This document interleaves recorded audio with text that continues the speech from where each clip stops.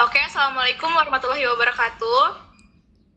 Waalaikumsalam warahmatullahi wabarakatuh. Selamat sore semuanya. Perkenalkan, nama saya Nova Dipiadi. Saya sebagai moderator yang akan memandu jalannya presentasi pada hari ini. Kami dari kelompok 8 dari LO Yunusandrina. Seperti yang sudah kita analisis sebelumnya, bahwa ada dua judul yang akan kita bahas. Nah, yang pertama itu pengembangan soft skill dan hard skill mahasiswa baru. Yang kedua, membangun relasi internal dan eksternal dengan semangat kekeluargaan mahasiswa. Dari kedua judul tersebut, kelompok kami memilih judul kedua, yaitu membangun relasi internal dan eksternal dengan semangat kekeluargaan mahasiswa. Selanjutnya, kelompok kami akan memaparkan hasil SWOT dari judul tersebut. Yang pertama ada bagian strength atau kekuatan yang akan dipaparkan oleh rekan saya, Rizky, Nazila, dan Ida. Kepada yang bersangkutan dipersilakan. Nah, untuk yang pertama itu membangun solidaritas pada kekuatan adalah tentang menciptakan ikatan kuat, rasa kebersamaan dan tanggung jawab bersama dalam suatu kelompok atau komunitas di dalam masyarakat. Kekuatan dalam membangun solidaritas yang pertama itu rasa kepemilikan dan tujuan bersama. Nah, kekuatannya itu solidaritas menciptakan rasa memiliki yang kuat, di mana setiap anggota merasa dihargai dan diakui sebagai bagian yang penting dari kelompok. Nah, manfaatnya itu anggota tidak hanya bekerja untuk kepentingan pribadi, tetapi juga tujuan kolektif yang lebih besar. Ini meningkatkan motivasi dan komitmen jangka panjang. Nah, untuk yang kedua itu peningkatan ketahanan kolektif. Kekuatan solidaritas bertindak sebagai jaring pengaman sosial dan emosional.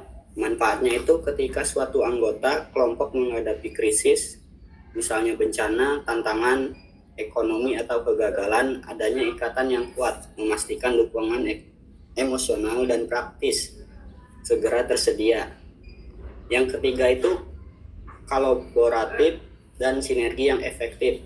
Kekuatannya itu solidaritas didasarkan pada kepercayaan dan saling membantu. Manfaatnya memudahkan kerjasama dan koordinasi dalam menyelesaikan masalah. Ketika individu atau tim bersatu, mereka dapat menggabungkan sumber daya, keterampilan, dan perspektif untuk mencapai hasil yang lebih unggul. Selanjutnya, kekuatan yang kedua itu ada menambah wawasan dan pengalaman. Ketika bergabung dalam organisasi, itu dapat memberikan kesempatan untuk belajar hal-hal yang baru, melatih soft skill dan menambah pengalaman yang kita tidak pelajari di pembelajaran yang di dalam kelas. Kemudian yang ketiga adalah membangun relasi. Perlu kita ketahui bahwasannya di dalam dunia perkuliahan itu kita membutuhkan relasi yang luas agar kita mempunyai rasa kebersamaan dan solidaritas. Kemudian juga bisa menambah wawasan, informasi, dan juga pengalaman baru bagi kita. Kemudian dengan relasi juga kita dapat membuka peluang kerjasama yang bermanfaat di bidang akademik, organisasi, maupun karir. Baik, selanjutnya bagian weakness atau kelemahan yang akan dipaparkan oleh rekan saya, Ririn dan Indah. Kepada yang bersangkutan dipersilakan. Kelemahan itu, poin yang pertama, sulit memanajemen waktu. Nah, mungkin kesulitan dalam mengatur waktu itu jadi salah satu kelemahan utama. Hal ini tuh biasa berdampak pada keterlambatan menyelesaikan tugas, terburu-buru saat bekerja, dan kurang optimalnya hasil yang diperoleh. Dalam kerja tim, masalah manajemen waktu juga dapat menghambat koordinasi antar anggota. Jadi yang kedua itu kurangnya kontribusi beberapa anggota. Jadi tidak semua anggota itu kelompok memberikan kontribusi yang seimbang. Ada anggota yang mungkin kurangnya aktif, tidak memberikan ide, atau jarang terlibat dalam proses. Hal ini menyebabkan beban kerja lebih berat bagi yang sebagian anggota lain yang lebih aktif. Terus yang ketiga yaitu kurang maksimal dalam pembelajaran. Proses pembelajaran tidak berjalan dengan optimal karena beberapa faktor. Yang pertama yaitu seperti kurangnya fokus, yang kedua keterbatasan pemahaman, atau yang ketiga tidak adanya kerjasama yang lebih baik. Nah, mungkin itu akibatnya hasil yang diperoleh tidak sesuai dengan potensi sebenarnya dan tujuan pembelajarannya tidak tercapai secara maksimal. Selanjutnya ada bagian opportunities atau peluang yang akan dipaparkan oleh rekan saya, Dewi dan Farhan. Kepada yang bersangkutan dipersilakan. Oke, untuk poin yang ketiga yaitu peluang. Peluang itu bisa jadi diartikan kemungkinan atau kesempatan terjadinya suatu kejadian atau peristiwa. Nah, bisa kita simpulkan kalau peluang dalam mengikuti organisasi di perkuliahan itu yaitu kesempatan yang dimiliki mahasiswa untuk mengembangkan diri di luar akademik melalui aktivitas berkelompok yang sudah tersusun. Nah, ada beberapa poin peluang yang kita dapatkan atau feedback daripada kita mengikuti organisasi. Yang pertama itu mendapatkan sertifikat dan penghargaan. Sertifikat ini menjadi bukti tertulis bahwa mahasiswa memiliki pengalaman di luar akademik. Dokumen ini sangat bisa diandalkan untuk melengkapi CV, portofolio maupun syarat administrasi ketika melamar kerja, beasiswa ataupun program pertukaran mahasiswa. Nah, yang kedua itu peluang dalam mengikuti organisasi di perkuliahan dapat mengembangkan soft skill dan hard skill. Soft skill ini contohnya kemampuan komunikasi, public speaking, kepemimpinan, dan kerja tim. Yang hard skill itu contohnya keterampilan teknis sesuai bidang organisasi. Misalnya itu penulisan, manajemen, hingga pengelolaan keuangan. Peluang yang selanjutnya yaitu relasi internal dan relasi eksternal. Relasi internal berarti hubungan yang kita bangun dengan sesama mahasiswa, baik dalam organisasi maupun komunitas kampus. Melalui kegiatan bersama, kita belajar bagaimana bekerja sama, saling mendukung, dan menghargai perbedaan. Relasi ini membuat kita punya teman dekat, sahabat, bahkan keluarga baru di kampus.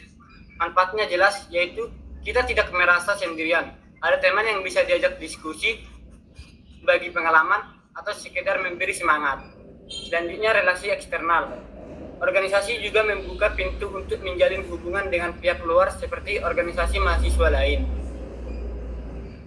lembaga masyarakat, atau bahkan dunia kerja. Dari sini, mahasiswa bisa mendapat pengalaman berharga, misalnya kesempatan ikut kegiatan sosial, kerjasama proyek, hingga akses informasi beasiswa atau magang. Relasi eksternal memberi kita jangkauan yang lebih luas yang nantinya sangat berguna untuk masa depan. Ya, bagian yang terakhir atau ancaman yang akan dilakukan oleh masyarakat kepada yang bersangkutan dipersilakan. Baik, saya akan membacakan ancaman, yaitu yang pertama, memungkinkan turunnya nilai akademik karena banyaknya organisasi. Yaitu maksudnya itu banyaknya seseorang mahasiswa terlalu aktif dalam berbagai kegiatan organisasi, waktu dan energi yang seharusnya digunakan untuk belajar bisa berkurang. Nah, akibatnya juga itu tuh fokus terhadap akademik menurun dan nilai juga bisa ikut turun. Jadi ancaman ini tuh bisa menekankan pentingnya manajemen waktu antara kegiatan organisasi sama kewajiban akademik. Lalu ancaman yang kedua itu semangat kekeluargaan mahasiswa dalam membangun relasi internal dan eksternal memang penting untuk mempererat kebersamaan dan memperluas jaringan. Tapi aktivitas yang terlalu padat juga sering membuat waktu istirahat kita berkurang, pola makan tidak teratur, dan stres juga meningkat. Nah, hal ini tuh bisa menurunkan daya tahan tubuh dan berdampak pada kesehatan serta konsentrasi belajar juga. Karena itu, semangat kekeluargaan perlu diimbangin sama kesehatan fisik dan mental agar tetap produktif dan berenergi dalam setiap kegiatan. Cukup, sekian. Terima kasih. Sudah dipaparkan hasil dari SWOT dapat disimpulkan atas dari segi weakness atau kelemahan yang muncul adalah sulitnya memanage waktu. Yang ketiga, dari opportunity atau peluang, terdapat banyak manfaat yang kita dapatkan melalui keterlibatan dalam berorganisasi. Namun dari ancaman, yaitu aktivitas berorganisasi dapat berpotensi menurunkan nilai akademik. Baik, selanjutnya akan dipaparkan mekanisme dalam proposal yang sudah kami buat dengan judul Lomba Cepat Tepat Bidang Biologi atau yang bisa disingkat dengan LCTDB. Kepada yang bersangkutan dipersilakan akan proposal. Kita akan membahas materi selanjutnya, yaitu tema dan nama kegiatan yang akan kami lakukan. Yang pertama ada nama kegiatan, yaitu nama kegiatannya adalah lomba cepat bidang biologi atau yang biasa disingkat LCTBB.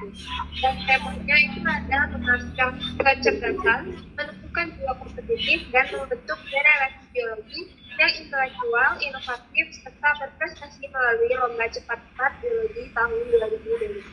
Sekian dari saya, terima kasih. Selanjutnya, saya akan membacakan tujuan dari kegiatan yang kami bikin. Yang pertama yaitu memberikan wadah bagi mahasiswa untuk mengembangkan potensi, minat, dan bakat di bidang biologi. Lalu yang kedua ada meningkatkan pengetahuan, wawasan, serta motivasi belajar mahasiswa khususnya dalam bidang biologi. Lalu yang terakhir ada membentuk mahasiswa biologi yang tidak hanya unggul di bidang ilmu pengetahuan, tetapi juga memiliki kepedulian sosial dan lingkungan. Baik, demikian susunan presentasi pada hari ini dari kelompok kami. Saya sebagai moderator mengucapkan terima kasih atas perhatiannya dan mohon maaf apabila terdapat tutur kata yang kurang berkenan. Saya akhiri, wassalamualaikum warahmatullahi wabarakatuh. Waalaikumsalam warahmatullahi wabarakatuh.